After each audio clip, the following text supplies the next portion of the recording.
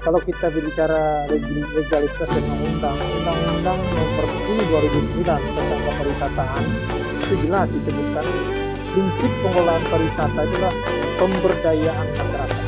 Di mana pada saat itu ada konflik batas antara Malaysia dengan Indonesia, di mana menjadi ikon kita Marbulan. Di mana perbatasan itu dipandang sebagai satu penting. Artinya perbatasan ini menjadi suatu penting sebagai garda terdepan sebuah negara, sebagai kedaulatan negara yang harus dikuatkan dan sebagai citra sebuah bangsa. Sehingga muncullah kemudian bagaimana kita membangun wilayah perbatasan ini melalui berbagai aspek, salah satunya pemandangan alam. Temajo itulah tempatnya. Usahna lama gila bebalam merugas dah kita magikannya. Lestarikan alam kita. Pemirsa Insight Pontianak, kembali lagi bersama kami dalam program Insight Talk bersama saya Ya Muhammad Nurul Ansori, jurnalis Insight Pontianak. Kali ini kita akan membahas sektor pariwisata dengan tema mengembangkan wisata perbatasan menuju Sambas Baru berkemajuan. Sudah hadir narasumber bersama kita Bapak PLT Kepala Dinas Pariwisata, Pemuda dan Olahraga Kabupaten Sambas, Bapak Dr. Ketut Sukarja. Selamat bergabung, Pak. Selamat. Kemudian anggota Komisi 4 DPRD Kabupaten Sambas, Pak Anwari. Selamat bergabung, Pak. Kemudian Ibu dosen Manajemen Bisnis Pariwisata dari Politeknik Negeri Sambas, Ibu Hikmah. Selamat bergabung, Bu. Nah, sebenarnya kalau kita bicara tentang pariwisata di Kabupaten Sambas, itu potensinya sangat banyak sekali. Mulai dari pariwisata religi, pariwisata bahari, bahkan pariwisata alam. Nah, kali ini kita akan konsen membahas tentang pariwisata di perbatasan. Nah, karena di awal masa kepemimpinan Bupati Satono Ropi itu, dia telah menyampaikan bahwa akan menjual Pulau Temajuk sampai ke mancanegara. Artinya beliau sudah menunjukkan konsennya bahwa pariwisata Temajuk itu punya kelas di mata internasional. Bahkan beliau sampai memasang papan reklame di jalan tol menuju Bandara Soekarno-Hatta. Nah, kemudian Temajuk ini memang dianggap objek wisata di Sambas yang paling seksi ya, kalau dijual ke mancanegara. Nah, sekarang sudah sejauh mana pemerintah daerah mengelola pariwisata perbatasan di Temajuk ini? Kemudian, apakah pengelolaan pemerintah daerah ini sudah memberikan dampak yang signifikan kepada ekonomi masyarakat? Ini akan langsung kita tanyakan kepada Bapak Ketut Sukarja sebagai PLT Kepala Dinas Pariwisata. Nah, Pak Ketut, kalau kita bicara soal konsen pemerintahan yang sekarang terhadap sektor pariwisata, apa saja sih Pak yang udah dilakukan pemerintah sekarang khususnya di Dinas Pariwisata? Kemudian bagaimana itu dilakukan dan sudah sejauh mana Pak keberhasilannya? Terima kasih atas kesempatan yang diberikan. Yang pertama kami ucapkan terima kasih ya sudah mengundang kami dalam acara talk show ini. Yang kami hormati Ketua Komisi 4 DPRD Kabupaten Sambas, yang kami hormati akademisi dari Poltesa, Hikmah, yang kami hormati sebagai pemandu acara. Pengembangan kawasan wisata Temajuk ya, sebagai langkah awal perlu saya sampaikan bahwa Sambas ini kaya memang potensi wisata. Seperti saya sampaikan tadi, ada wisata alam, religi, dalam di Perda kita, di Perda Polres Sambas itu ada 88 destinasi yang ada di Sambas. Namun demikian belum terkelola secara maksimal ya. Khusus Temajuk memang menurut seperti yang sudah kita kenal memang adalah termasuk kawasan yang boleh dibilang cukup mencantik dan menarik ya. Dan yang kedua, Temajuk itu diuntungkan karena termasuk kawasan strategi nasional pariwisata. Sampai itu juga provinsi juga konsen membangun Temajuk. Panjang pantai Temajuk itu cukup panjang ya, dan pasirnya pasir pantai tipis ya. Destinasinya dominasi lah destinasi alam.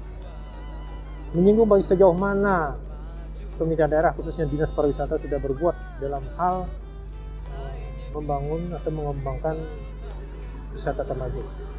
Kalau kita berbicara legalitas dan undang-undang nomor 10 2009 tentang kepariwisataan, itu jelas disebutkan prinsip pengelolaan pariwisata adalah pemberdayaan masyarakat. Artinya bagaimana kita pemerintah daerah bisa memberdayakan masyarakat setempat di dalam mengelola destinasi. Karena bagaimanapun juga dengan adanya keikutsertaan masyarakat, artinya masyarakat memiliki destinasi itu, makanya destinasi itu akan menjadi berkembang. Langkah-langkah yang kami lakukan sudah barang tentu bagaimana mempersiapkan SDM pariwisata khususnya di desa itu. Itu yang langkah utama yang kami lakukan sekarang ini, yang dengan melatih kelompok-kelompok sadar wisata yang ada khususnya di desa Temajuk. Memang ada di tempat lain banyak sadar wisata, tapi kita khusus bicara Temajuk, kita sudah melatih kelompok-kelompok sadar wisata yang ada di desa Temajuk. Demikian juga bekerja sama dengan Poltesa, dan Poltesa ini sangat membantu kita, dan mahasiswanya banyak yang sudah diterjunkan di desa Temajuk ya, membantu pemberdayaan masyarakat ya. Sebagai contoh di situ juga ada bagaimana mengemas sebuah penginapan homestay, itu sudah di Kabupaten Pelatihan. Kita juga dinas pariwisata sudah juga menetapkan desa Temajuk menjadi desa wisata, walaupun itu tahap rintisan ya, tahap rintisan. Memang kita harapan kita memang apa yang menjadi tujuan dan visi pemerintah daerah bahwa Temajuk itu menjadi wisata unggulan, kita bersinergi bersama-sama. Karena prinsip juga yang kita anut sekarang adalah bagaimana pengelolaan wisata itu berkolaborasi ya, kerjasama semua sektor. Ya, istilahnya itu pentahelik, ada akademisi, pemerintah daerah, masyarakat, pengusaha. Itu harapan kita semua ke depan. Di samping itu juga yang menjadi kendala di Temajuk ini khususnya infrastruktur yang menunjang pariwisata ya. Wisata Temajuk ini cukup menarik dan unik sebenarnya kalau dibandingkan dengan Jawa, Bali khususnya ya. Kalau di Temajuk itu daerahnya sudah terbentuk, tempat wisatanya sudah terbentuk, dan wisatawannya sudah datang. Cuma infrastrukturnya memang belum siap ya, memang butuh waktu penyiapannya. Seperti contoh yang menjadi vital di destinasi itu adalah fasilitas listrik, vital sekali. Kedua, fasilitas dalam era teknologi digital ini adalah fasilitas internet, itu yang sangat vital. Yang ketiga nanti akses sudah barang tentu itu sudah secara bertahap sudah dibangun. Kalau kita lihat sekarang sudah mulai aksesnya sudah mulai dibangun ya. Menyongsong juga nanti kedatangan wisatawan yang ada di perbatasan, karena diuntungkan tadi ya, bisa aksesnya memudahkan orang Temajuk. Ke depan memang itu perlu didorong, di samping kita secara terus-menerus harus memang pemberdayaan masyarakat itu yang penting ya, sehingga masyarakat memiliki dan mau ikut membangun wisata Temajuk, karena tujuan terakhirnya nanti adalah bagaimana meningkatkan ekonomi dan kesejahteraan masyarakat. Sekian kita dapat sampaikan.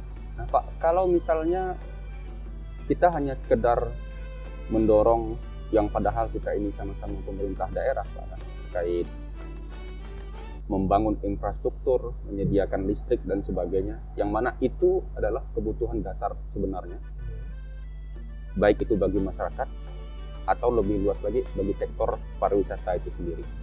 Nah, sampai saat ini seperti apa sih dari Dinas Pariwisata sendiri melakukan program-program pembangunan yang udah ada di sana, selain melakukan pemberdayaan kepada sumber daya manusia, khususnya kepada masyarakat yang mengelola pariwisata di lokasi itu, Pak?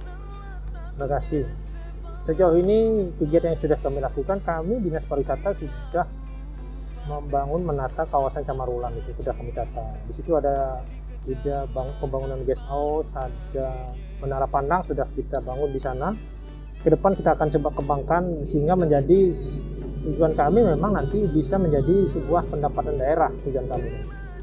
Yang kedua, kami sudah mendorong lewat Disnas Parpora Provinsi, ya, minta juga provinsi memberikan perhatian. Ya, terus terang saja kita fiskal daerah itu kan tergantung masih dari pusat ya. Kita minta membangun daerah itu tidak juga dari APBD, dari daerah provinsi maupun nasional. Kita sudah juga menyampaikan kemarin ke provinsi bisa prioritaskanlah juga pemerintah sampah. Kita juga mendorong bagaimana lewat peran provinsi bisa mendorong misalnya adanya penambahan tenaga listrik bisa di Temajuk itu. Kita juga di Temajuk itu sudah akan memperbaiki fasilitas destinasi yang ada di sana. Saya kemarin melihat itu ada mangrove di sana ya, di mangrove di Temajuk saya telusuri. Dan memang itu menjadi potensial sekali ya, potensial yang mungkin ke depan kita akan bangun fasilitasnya. Memang sudah dibangun, aksesnya, accessibility-nya sudah dibangun di situ. Jalannya maju ke mangrove itu mungkin perlu dibangun di situ, tempat selfie foto. Nah, itu ke depan itu yang kita akan bangun. Tapi sekarang ini yang sudah kita bangun, Camarulan itu sudah kita bangun ya. Dan tahun depan itu kalau mudah-mudahan tidak lama nanti akan ada abrasi dari pusat itu, pembangunan abrasi pantai itu Pak, dapat kita penanganan terhadap abrasi pantai. Iya, pantai dapat di Camarulan itu. Nah, di sini juga ada aset Pemda itu berupa bangunan, itu juga akan kita kelola menjadi penginapan nanti. Itu yang langkah-langkah yang kita lakukan. Tapi semua itu memang harus kolaborasi. Mudah-mudahan cepat semuanya terrealisasi dengan cepat ya Pak ya, supaya kita juga cepat menerima hasilnya. Nah, kemudian saya ke Pak Anwari ya. Artinya yang disampaikan Pak Ketut tadi bahwa dalam membangun akses infrastruktur di lokasi wisata itu kita butuh kolaborasi Pak. Nah, salah satu yang penting ini adalah peran parlemen. Nah, sudah sejauh mana sih Pak Komisi 4 sendiri mengawal pembangunan di objek pariwisata di perbatasan ini Pak? Terima kasih atas kesempatannya, karena kita ini di legislatif ya, tentunya mempunyai tugas terkait dengan legislasi, terkait dengan peraturan daerah. Sementara ini sejauh ini kita baru ada Perda Ripar Kabupaten Riparda ya, rencana induk pembangunan kepariwisataan nomor 6 tahun 2016 sampai tahun 2036. Artinya itu adalah induk daripada kita semua untuk membangun kepariwisataan di Kabupaten Sambas. Terkait dengan Temajuk, ya tentunya Temajuk ini dilirik oleh pemerintah kabupaten yaitu dari tahun 2015, di mana pada saat itu ada sedikit konflik batas antara Malaysia dengan Indonesia, di mana menjadi ikon itu Camar Bulan. Maka dari itu di tahun 2015 menjadi wanita yang cantik lah untuk dikunjungi di daerah Temajuk. Dan desa Temajuk itu juga hasil pemekaran wilayah dari desa Sebubus. Kemudian dari itu untuk peraturan daerah tentunya itulah yang baru kita buat, dan baru-baru ini ada peraturan bupati ya berkaitan dengan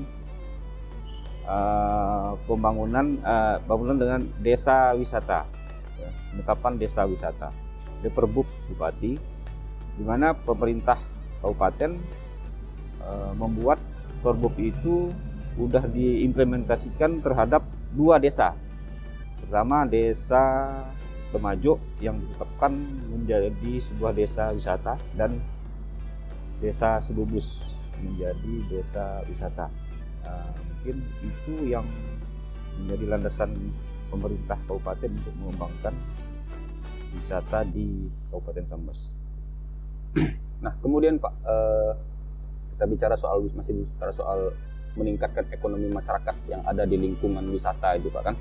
Nah, artinya kalau misalnya kita sudah meng-SK-kan bahwa Temajuk dan Sebubus misalnya menjadi desa wisata. Nah, ketika pengelolaan terhadap lokasi tersebut dilakukan dengan baik dan benar, artinya akan ada perputaran ekonomi di situ Pak. Nah, itu tentu akan memberikan manfaat kepada masyarakat lokal Pak ya. Nah, kemudian lebih jauh lagi seperti yang dibilang Pak Ketut tadi, memberikan pendapatan kepada pemerintah daerah, PAD-nya Pak. Nah, kalau sejauh ini sudah sampai di mana Pak? Mungkin ada perda yang mengatur tentang retribusi atau apa di lokasi wisata, karena itu tidak kalah penting. Sejauh ini memang pemerintah kabupaten ya, belum ada regulasi yang berkaitan dengan pemungutan retribusi di daerah pariwisata.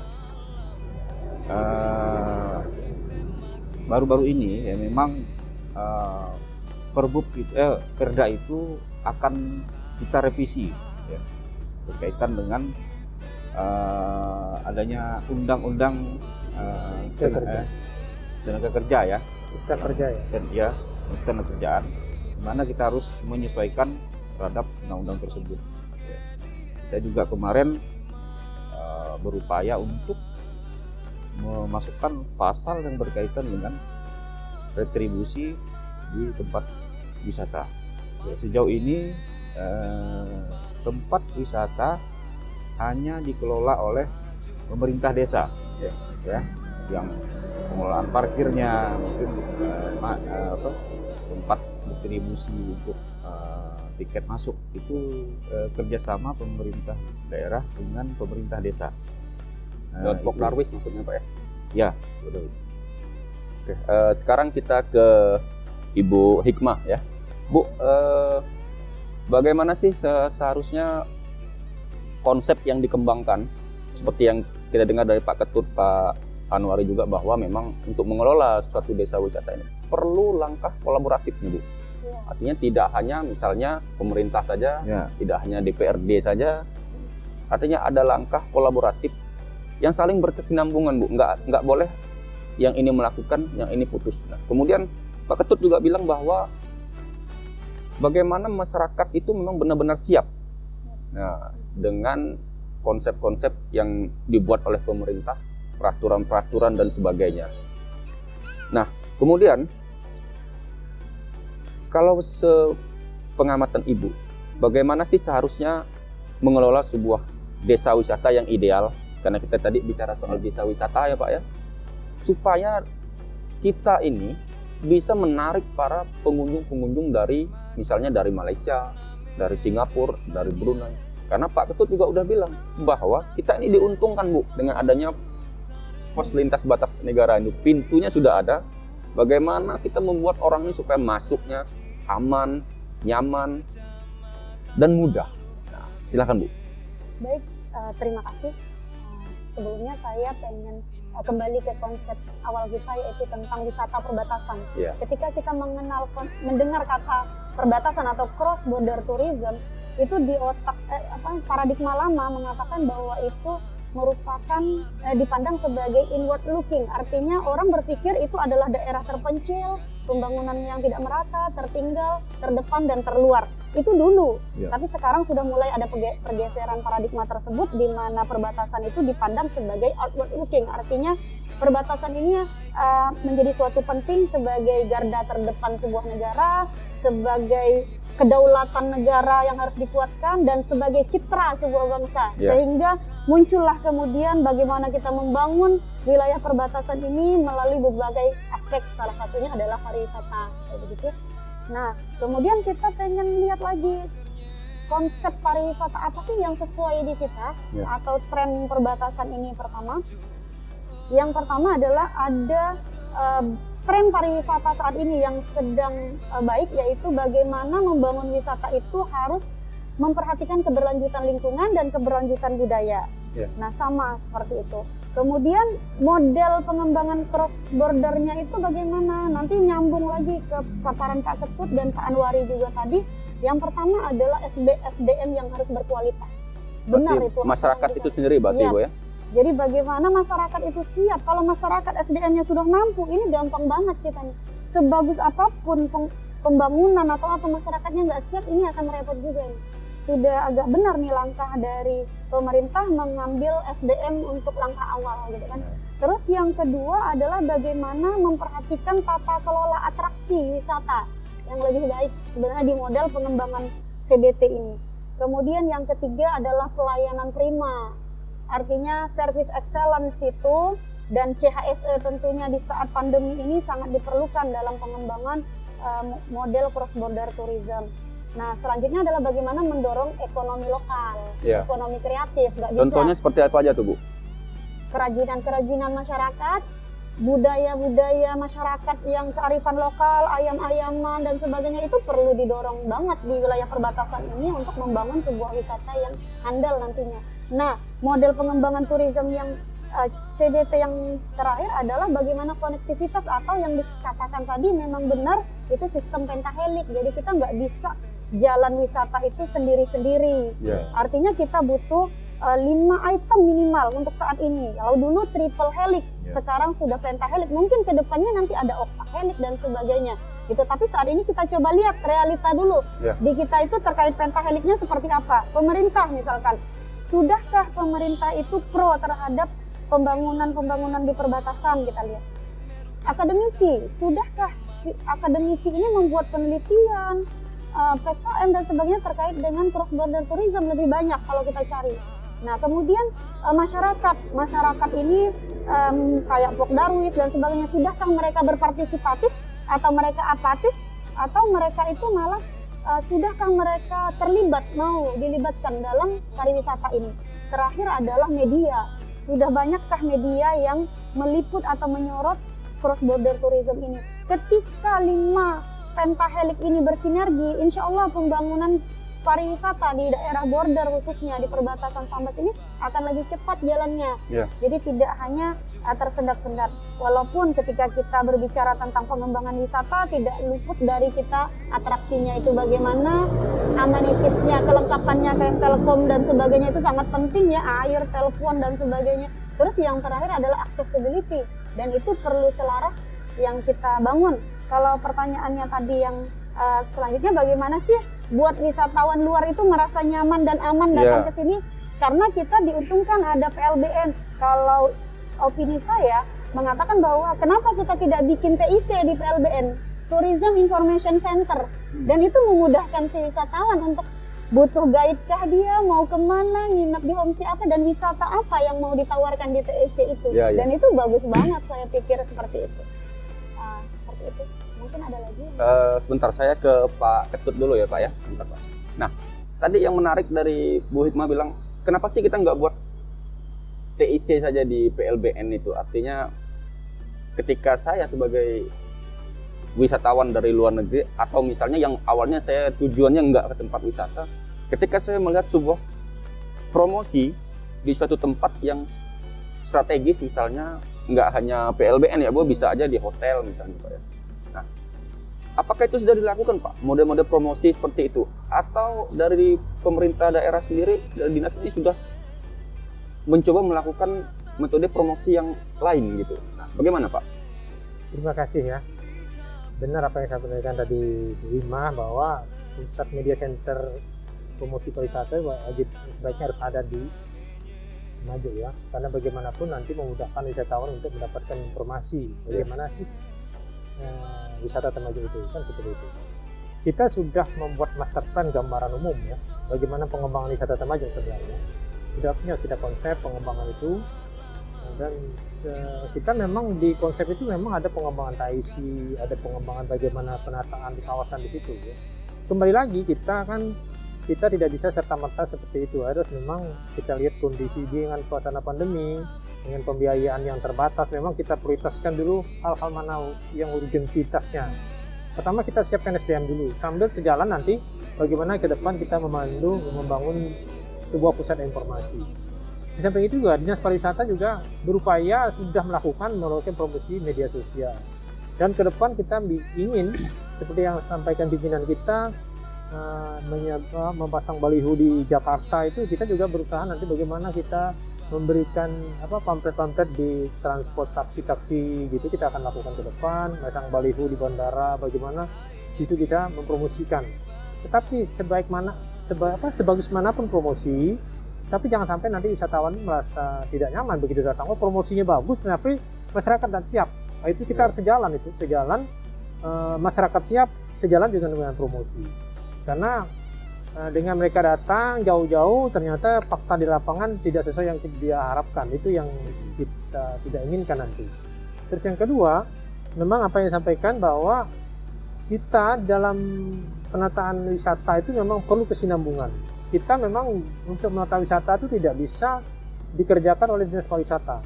Memang harus kolaborasi dinas-dinas terkait ya. Karena di daerah wisata itu ada bagaimana pengelolaan infrastrukturnya, bagaimana pengelolaan kebersihannya, itu memang perlu peran dinas lain. Bagaimana pengembangan kulinernya, bagaimana pengembangan ekonomi kreatifnya, itu peran dinas lain. Kita sudah menjalin kolaborasi. Termasuk bagaimana pengelolaan tata kelola ke depan. Ya, kita ingin memang pengelolaan itu secara terpadu. Kita sudah menjalin komunikasi dengan Dinas Sosial PMD. Bagaimana ini ke depan itu bisa dikelola oleh BUMDes, oleh desa lah khususnya. Desa itu mengelola destinasi, karena selama ini kan itu kita kuatkan BUMDesnya, sehingga SDM BUMDes dikuatkan sehingga bisa mengelola sebuah destinasi, sehingga bagi siapa yang berbuat apa di sana destinasi, itu yang kita harapkan dukungan dari pemerintah desa. Karena suatu destinasi akan memiliki kesan yang baik bila wisatawan datang itu daya tariknya ada. Yang kedua, selama dia di sana itu merasa nyaman, aman ya. Dan begitu kembalinya ada sesuatu yang dibawa, misalnya kerajinan ekonomi kreatif, cenderamata yang tangan lokal ya Bu ya. Nah, itu memang harus kita kolaborasikan ke depan ya. Memang kita juga bersinergi dengan DPRD juga mendukung kita bagaimana membuat ke depan itu adalah payung hukum ya, payung hukum pengelolaan destinasi. Karena memang kita lihat akhir-akhir ini masyarakat dan desa khususnya sudah mulai lomba-lomba tuh secara proaktif mengembangkan destinasinya, baik kelompok-kelompok masyarakat sudah mulai mengembangkan destinasi karena masyarakat tahu kita ini butuh hiburan. Nah, intinya begitu. Nah, akhirnya masyarakat itu sudah mulai lomba-lomba. Ini tinggal kita tata ke depan ya, mudah-mudahan itu pandemi tepat berlalu sehingga nanti ke depan kita bisa membangun wisata itu lebih baik. Oke, sekarang saya ke Pak Anwari ya Pak ya. Pak, bagaimana sih di meja parlemen sendiri mengawal dari segi anggaran? Karena kan seperti yang dibilang Pak Ketut tadi bahwa pariwisata ini yang paling penting juga infrastruktur nih Pak. Nah, kalau dari segi anggaran ini bagaimana Pak di meja parlemen? Udah menggodoknya itu udah sejauh mana gitu? Apa saja sih kendala-kendalanya misalnya? Terus peta-peta pembangunannya itu seperti apa? Untuk kawasan di Temajuk ya tentunya itu daerah perbatasan. Jadi daerah Temajuk itu memang dilirik oleh pemerintah pusat. Infrastruktur yang dibangun oleh pemerintah pusat yang melalui dana APBN itu memang cukup besar. Sampai sekarang jalan menuju ke desa Temajuk dari perbatasan desa Sajingan menuju Temajuk, kemudian dari desa Sebubus ya menuju Temajuk itu dalam proses pengerjaan itu semua didanai oleh dana APBN karena itu merupakan jalan strategis nasional. Kemudian infrastruktur yang dibangun itu ya tentunya sangat mendukung untuk kegiatan pariwisata di desa Temajuk.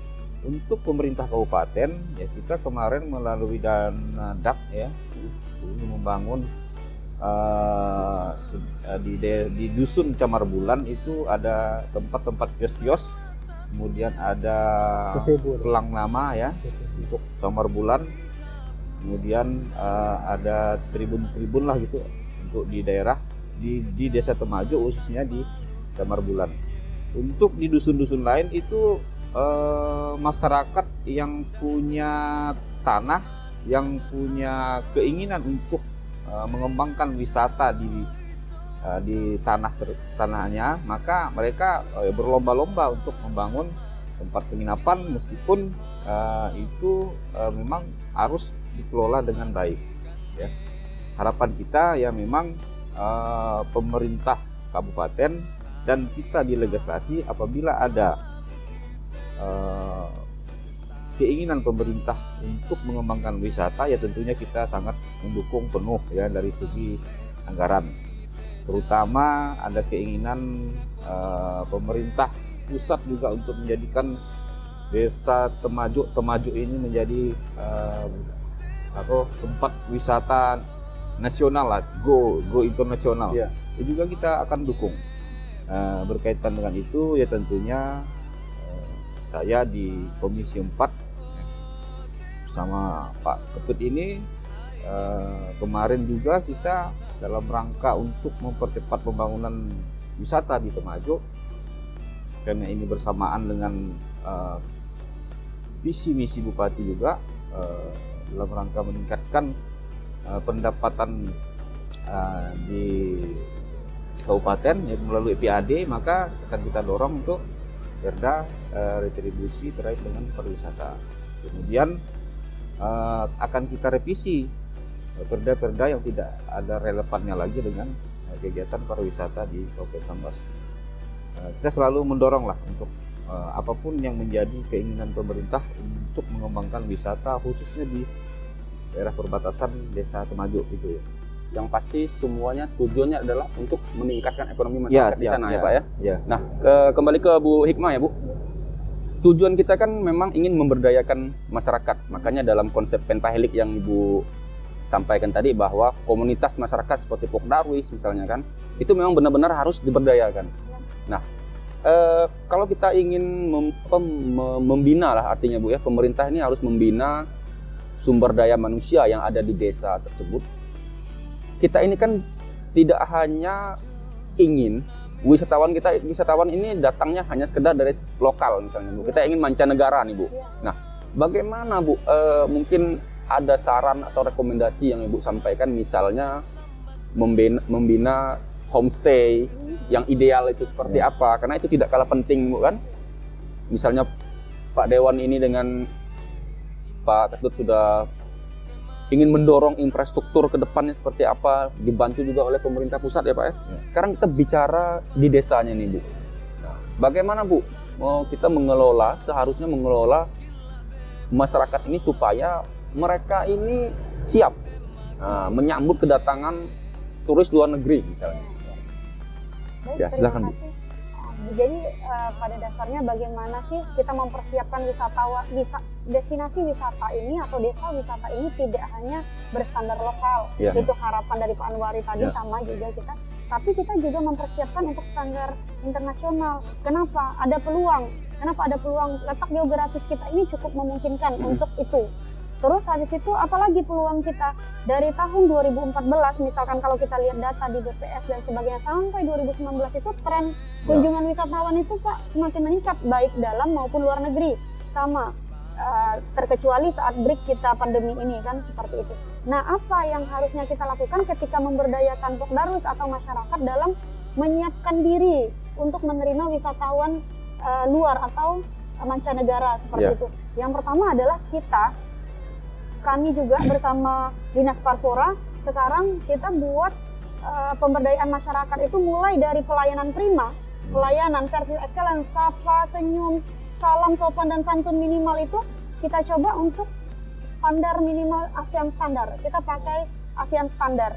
Nah, sama ketika kita menjadikan desa wisata juga di Kabupaten Sambas, kita coba untuk mengacu kepada ASEAN standar Pak ya, kriteria penilaian kita itu salah satu bagaimana mungkin ketika kita menggunakan standar lokal desa wisata kita ini bisa di level berkembang. Tapi ketika kita menggunakan level kriterianya ASEAN standar itu bisa di bawah sedikit gitu. Nah, pembinaan homestay mulai dari akomodasi, restoran, makan minum, terus habis itu pengelolaan atraksi, pembuatan paket-paket wisata ini sudah mengarah kepada internasional. Nah, berbeda halnya ketika di pandemi ini mungkin kita lebih mempersiapkan yang lokal kemarin ya. Misalkan saya lihat di selebaran tuh banyak dicari tempat wisata yang terpencil dan sedikit kerumunan seperti itu. Iya, iya. Maka desa wisata saat itu menjadi sangat seksi untuk kita tawarkan gitu kan di saat seperti ini gitu. Tapi pada dasarnya kita di Kabupaten Sambas karena garda terdepan itu tadi, kita mempersiapkan segala sesuatunya terutama pelayanan prima, CHSE atau Cleaning, Healthy, Safety and Environment standar ASEAN minimal, standar internasional. Standar Seperti itu. Asia, Iya, maksudnya iya. Asia Tenggara, Bu ya. Iya. Nah, kemudian Poltesa kan salah satu instansi yang juga konsen membina wisata di Temajuk ya, Bu ya. Baik, iya. Sejauh mana nanti Poltesa ini melakukan pembinaan kepada masyarakat, misalnya bentuknya dalam promosi-promosi digital gitu, Bu? Iya. Apakah sudah ada atau ada ide atau gagasan yang ingin disampaikan gitu? Baik, terima kasih. Jadi kita itu mulai membina masyarakat itu dari sisi kelembagaan dulu. Jadi awalnya tahun pertama ini nggak bisa instan juga kan ya. Kita masuk dari tahun 2018 memang dari kelembagaan mereka harus punya pengelola desa wisata, Pokdarwisnya diberdayakan. Terus ada juga kelembagaan homestay juga, tour guidingnya juga. Terus habis itu kita baru masuk ke pembuatan paket wisata. Ya. Coba. Terus habis itu bagaimana sistem promosinya? Nah, kebetulan kita melihat bantuan, kita menjadi bantu sebenarnya bisa juga Poltesa ini menjadi operator untuk promosi Temajuk. Karena mengingat sinyal di Temajuk itu cukup terbatas untuk promosi digital. Nah, jadi itu bisa kita lakukan. Terus sebenarnya ada rekomendasi yang lebih baik untuk promosi wisata ini dengan bekerja sama dengan tur yang di luar. Misalkan dari Pontianak atau dari Agen-agen wisata maksudnya agen ya, Bu? wisata dari Kucing misalkan, itu kita bisa bikin bagaimana tur itu bisa mengarahkan untuk promosi itu seperti itu, lebih ke sana. Kalau untuk sekarang memungkinkan nggak itu dilakukan, Bu? Untuk tur Untuk situasi kita sekarang gitu? masih belum karena kebetulan border kita juga masih tutup ya Ya. untuk yang wisata luar negeri. Tapi kalau untuk yang lokal misalkan itu bisa-bisa saja Ya. lewat tur apa di Kalimantan Barat yang bisa menggiring ini untuk bisa bekerja sama dengan Pokdarwis atau BUMDes yang Ya. punya usaha terkait dengan wisata ini. Kalau untuk sementara kan masih Pokdarwis nih sementara ya, Ya. Pak. Kalau yang BUMDes tadi masih dalam rancangan ya, Pak. Apa atau udah ada BUMDes yang mulai bergerak di sana mungkin selain di Temajuk misalnya, Pak? Kita nih itu pikiran BUMDes itu saya baru berpikir sekarang ini. Memang selama ini kan kelompok sadar wisata Iya. yang artinya yang tumbuh dengan sendiri masyarakat itu beberapa kelompok masyarakat itu menggabungkan diri menjadi kelompok-kelompok sadar wisata yang mengelola destinasi sebenarnya. Tapi saya melihat memang sebuah kelembagaan ke depan itu memang harus yang berbadan hukum kan. Iya. Kalau saya melihatnya seperti itu. Kalau Pokdarwis itu kan memang kelompok sosial masyarakat ya, tapi kalau berbadan hukum seperti BUMDes itu kan jelas badan hukum. Kita ingin ke depan seperti itu, sehingga pemerintah itu bisa masuknya bersinerginya di situ nanti. Karena bagaimanapun dalam pengelolaan itu juga harus tidak bisa keluar dari regulasi yang ada, ya masyarakat di samping juga memang pemberdayaan masyarakat. Saya sudah mulai mengkonsep itu memang ke depan tuh bagaimana dikelola BUMDes, ingin kita begitu memberdayakan BUMDes. BUMDes itu nanti dalam pengelolaannya itu tetap dia akan melibatkan Pokdarwis, dia bekerja sama, toh orang-orangnya itu juga di desa, tidak ada orang lain. Ini kolaborasi lah ya, Pak. Iya, nanti BUMDes tetap akan bekerja sama dengan Pokdarwisnya. Orangnya orang-orang itu aja di desa, tidak banyak orang. Jadi Pokdarwis ini sebenarnya sudah ini ujung tombak penggerak, tetapi di bawah payung hukum BUMDes itu sebuah gagasan yang ingin saya bangun, sehingga nanti dari deregulasi tidak juga bisa dibenarkan dari segi dari pengelolaan tidak bertentangan dengan masyarakat di bawah, itu masyarakat juga nanti mau menerima gitu. Itu mulai kita jajaki ya. Nanti beberapa kesempatan selalu saya hadir itu, sifatnya tentang pengelolaan BUMDes tadi saya hadir. Saya ingin memastikan apa keinginan kita tuh nyambung dengan OPD lain. Itu kita ingin berkolaborasi di situ. Dan saya berharap itu bisa jalan nanti ke depan, kita bisa minimal meniru daerah lain dah. Kita sudah di depan mata nampak sekali nih Temajuk itu akan menjadi wisata yang mungkin boleh dibilang nanti primadona di Kalbar. Ya, kalau accessibility-nya dan pandemi sudah turun, saya yakin boleh bisa dilihat kita di seberang sana tuh di Temajuk itu apa namanya tuh? Melanau. Melanau itu kan Melanau, ya. nampak sekali. Di situ masyarakat itu kan ingin ke kita sebenarnya. Tapi di satu sisi kan memang belum ada infrastruktur, gerbangnya belum ada. Tapi saya yakin pemerintah pusat akan mendorong itu. Dengan kedatangan pejabat-pejabat pusat itu akan mendorong itu. Tapi jangan sampai masyarakat luar datang kita belum siap. Nah, itu yang penting. Di samping kita juga jangan sampai harus memang proaktif mendatangkan investor ya, karena bagaimanapun peran swasta sangat penting. Ya, peran swasta sangat penting. Sebagai pembiayaan membangun infrastruktur ya, peran swasta sangat penting. Kita harus memang menggandeng investor-investor yang bisa ingin membangun infrastruktur yang ada di Temajo. Itu harapan kita ke depan.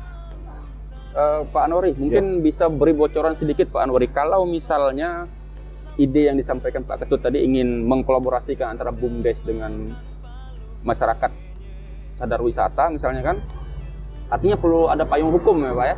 Nah itu seperti apa nanti ke depannya itu Pak, kalau kita misalnya ingin membentuk misalnya entah perda atau apa gitu di meja parlemen, itu seperti apa Pak?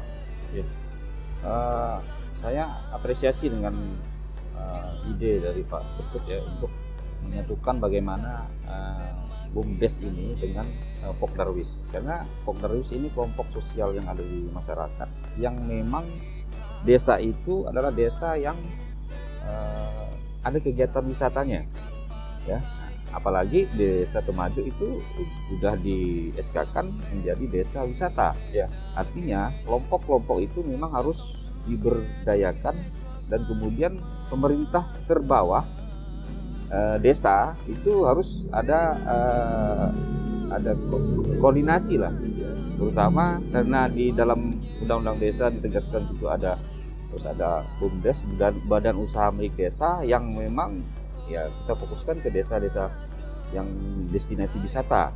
Kemudian hubungannya dengan peraturan daerah ya, bagaimana memayungi ini agar tidak ada tabrakan lah ya, ada konflik kepentingan antara peraturan yang dibuat di desa dengan peraturan yang dibuat di kabupaten maupun dalam undang-undangnya. Ya tentunya kita akan mengadakan kajian lah secara akademis ya, naskah akademis yang nantinya kita buat kajian filosofisnya bagaimana. Itu nanti dalam proses lah, kalau memang keinginan dari pemerintah untuk menjadikan badan usaha milik desa ini menjadi bermitra dengan Pokdarwis yang ada di destinasi, khususnya destinasi wisata yang ada di Sambas. Saya rasa itu. Oke Pak. Nah langsung aja closing statement ya untuk Pak Ketut Pak. Nah bagaimana Pak nanti rancangan pemerintah ke depannya, ingin dijadikan apa, seperti apa, dan harapannya seperti apa Pak untuk objek wisata kita yang ada di Kabupaten Sambas ini? Jadi kita nggak hanya bicara Temajo saja nih Pak. Terima kasih. Saya begitu dipercaya pemerintah daerah mengelola dinas pariwisata, memang ide saya, gagasan saya yang pertama adalah bagaimana ada sebuah sumber pendapatan daerah dari sektor pariwisata. Itu ide saya.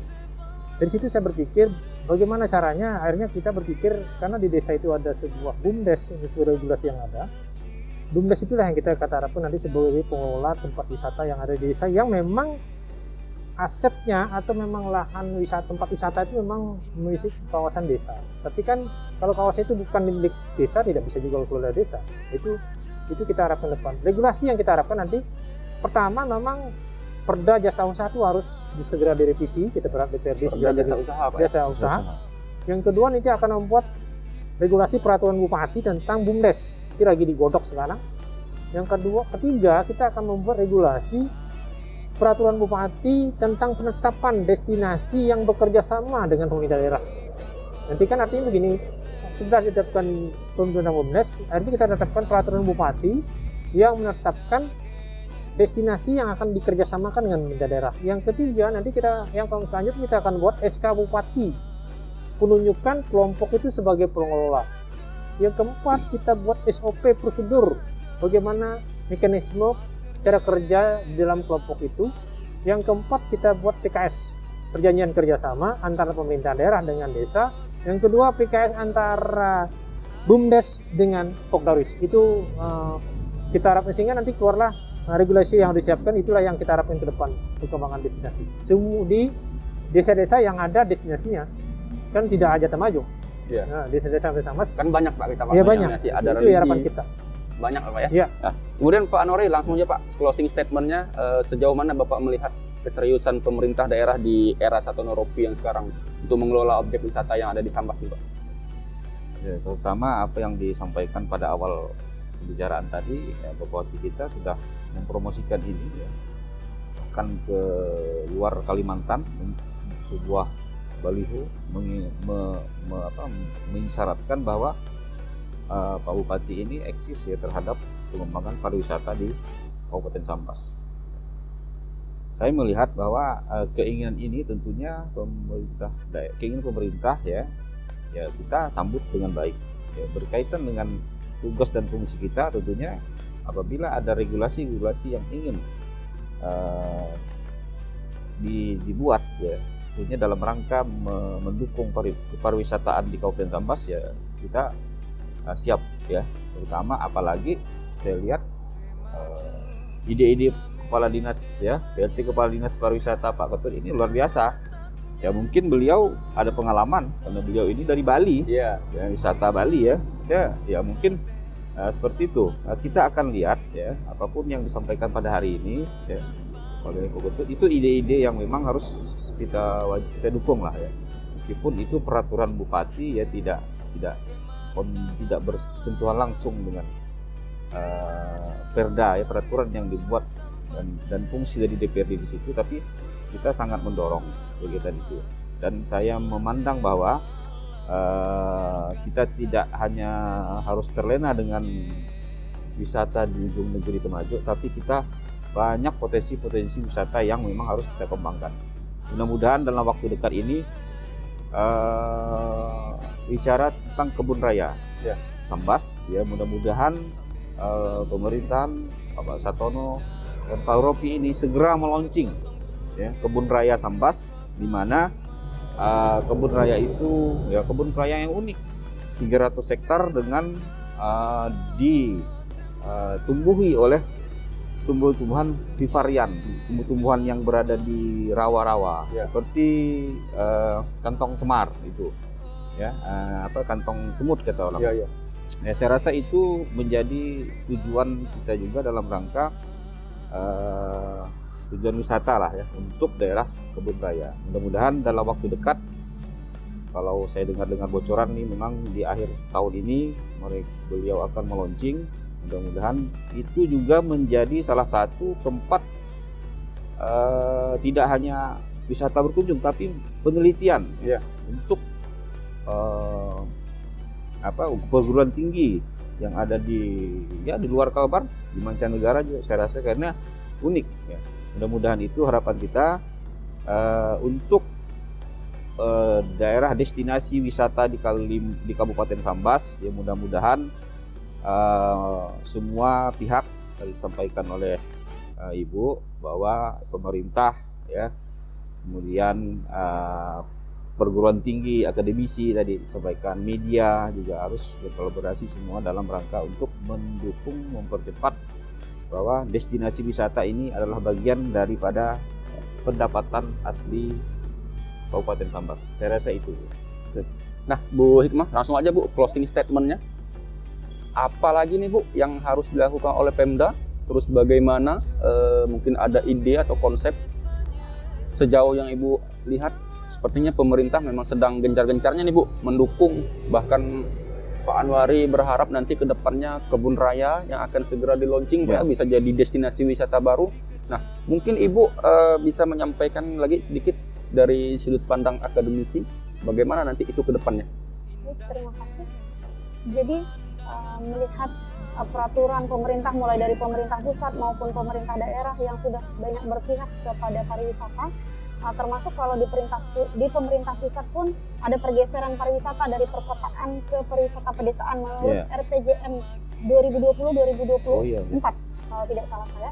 Jadi seperti itu, ini menjadi kesempatan buat kita untuk mengembangkan wisata-wisata pedesaan, wisata yang berbasis masyarakat, community based tourism atau desa wisata.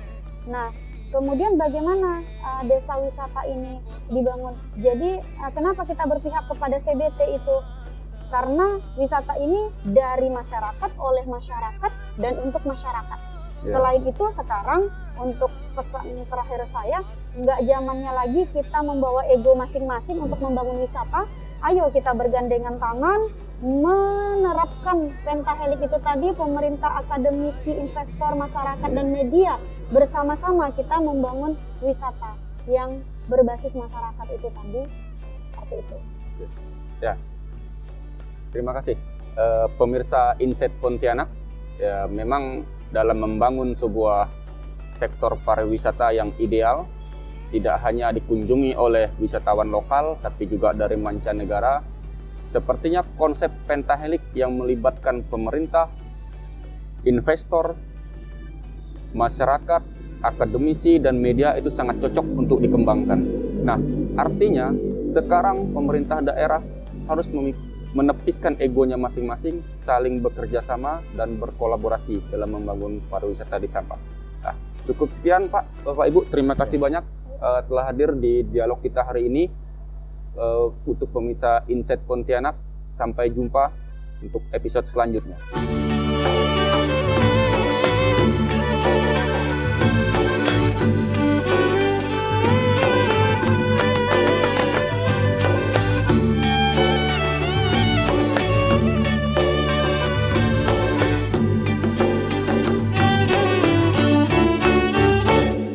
Maju name desa